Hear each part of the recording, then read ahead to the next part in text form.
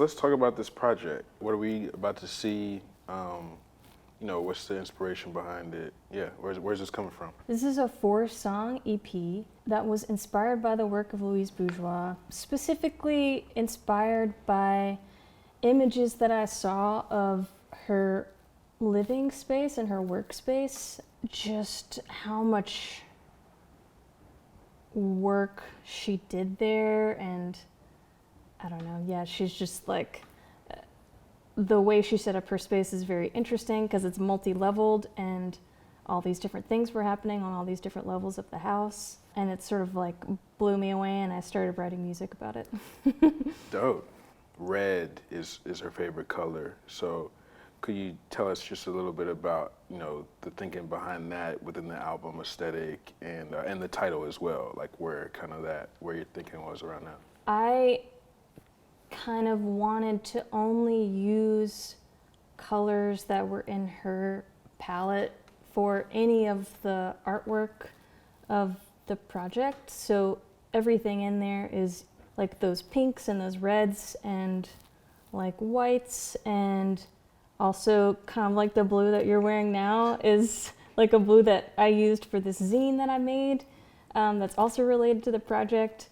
Yeah, I kind of love keeping things like you can only use this much of a certain aspect of something and keep you tight and then have those constraints. Destruction of Volume 1 is the title of the EP, which comes from a work that she did that I think was called Destruction of the Father. And that, a lot of her work was about her familial relationships, and so is this EP.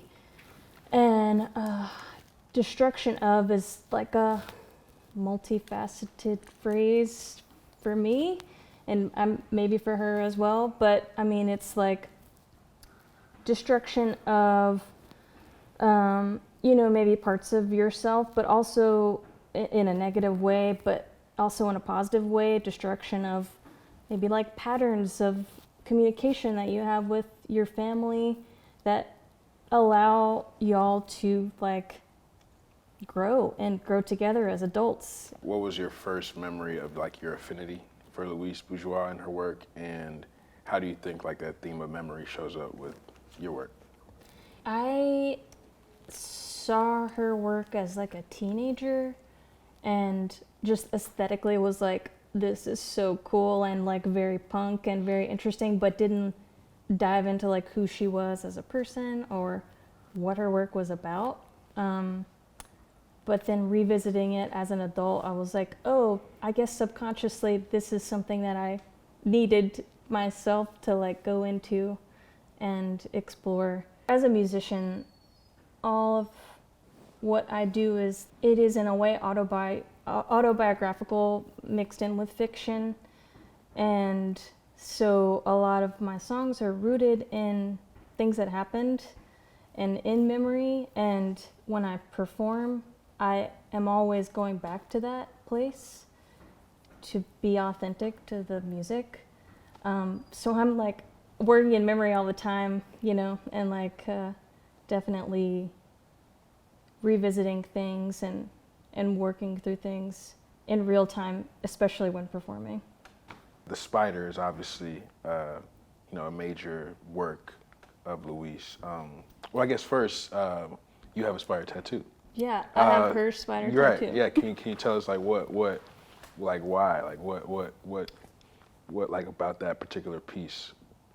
Yeah, it's such a strong, like visceral image that I love so much, and I love the way she talks about it as being like a protector and also something that can be harmful. I was just like always drawn to that image of like this web and this creature that can be so many things to so many different other creatures.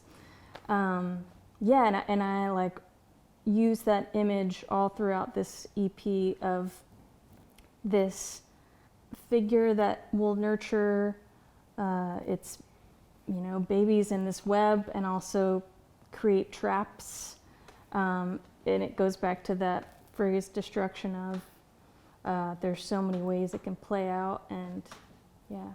Yeah, no, that's what definitely struck me when I was, reading through that particular article, and like she's talking about, the spider creates a web both as a home, for itself, but also as a trap. Like as you mentioned, just like this kind of protector, but also, this trap for its prey.